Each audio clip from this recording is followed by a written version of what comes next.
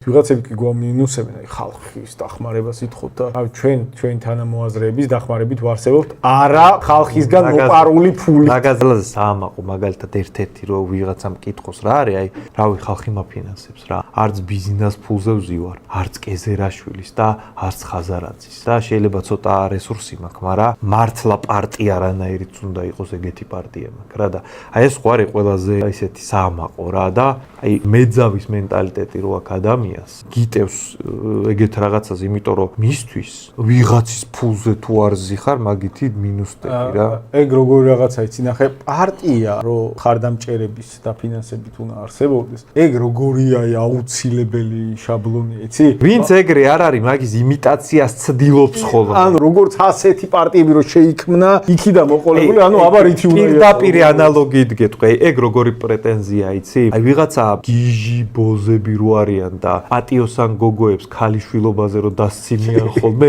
პოლიტიკაში ეგ არის რაღაცა ეგეთი მონე, რომ ამათ ხალხი აფინანსებს. კონსერვატორების საქართველოსთვის